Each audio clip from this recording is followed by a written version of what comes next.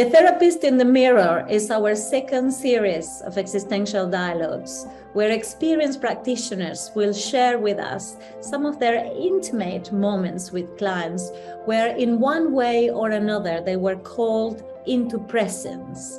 Hopefully this will inspire us to reflect on our own relationship to being. We think that you're going to enjoy these sessions, and we hope that you will find them stimulating and enjoyable.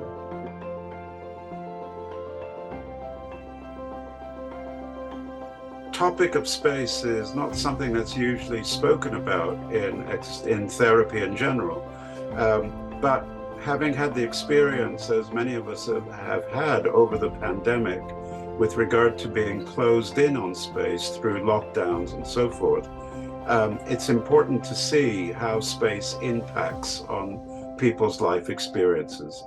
The case presentation I'm going to bring focuses on a client and his experience of closing down and opening up space.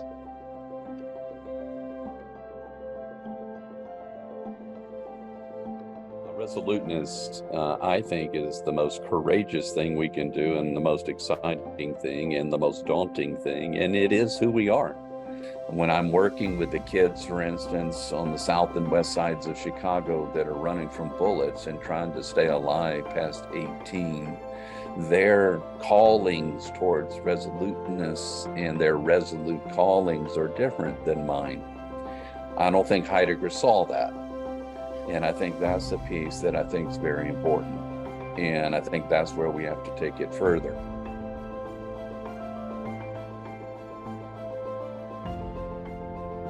So authenticity is an important topic in existential philosophy and also in the work of existential therapy.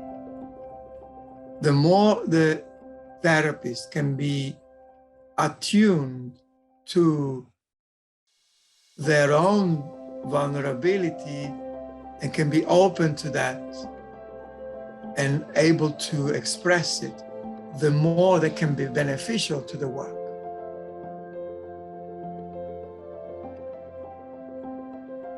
And so meet herself in her own uncertainty. Was she incested or not? She wasn't sure. So she had to open herself. So by opening myself and responding, not being just a stone Buddha, but responding to her, energized the openness and encouraged her to also open herself, both to me and to herself. And that opened a way forward for her therapy.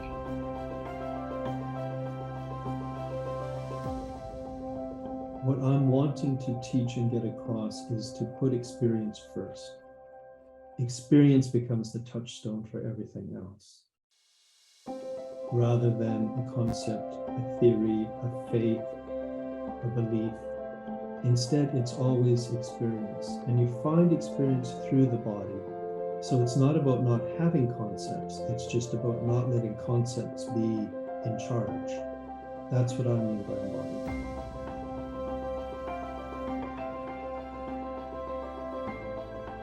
So I'm really excited to be talking about sexuality, and one aspect of sexuality that means a lot to me. It's around the non-mainstream ways of being in relationships. So for the polyamorous amongst us, for those in open relationships, for the swingers, for people that are queering relationship styles, that's what I want to hone in on. And if a therapist hasn't even worked on their own relationship biases, they're not hearing it, they're not picking up on it, they're colluding to it, they're missing rich opportunities to have someone re-examine beliefs that they are living with as if that's the only way of being.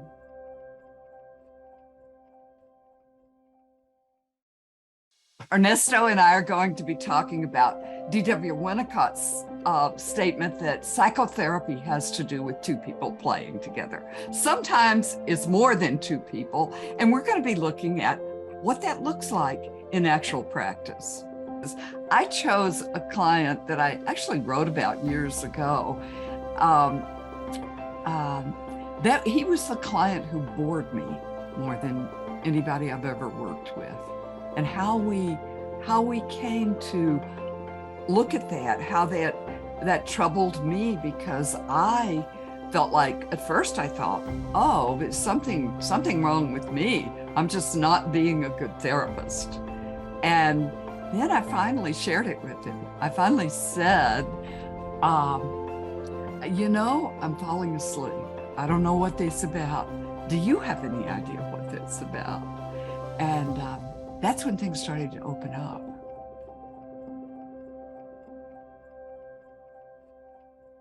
What do we mean when we say I? What do we mean when we say me? What do we mean when we say you? And so on. You know, what is the meaning of all these concepts, reference, and constructs about myself, about the other, and about the world that we can construct and in some way invent ourselves at every moment? We construct ourselves and we construct other in the conversation. We are co-builders of ourselves. And this for me is very excited, and I enjoy the possibility to talk about this with Ernesto and with all of you.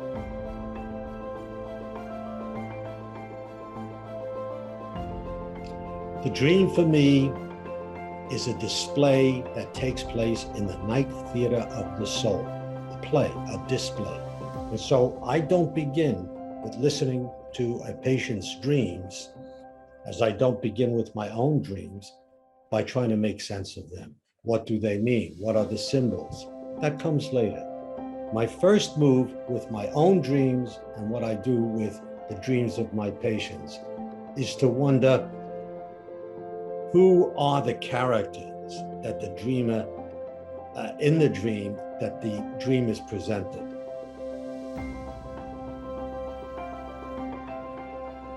To close this series of dialogues, I would like to open a reflection on spirituality.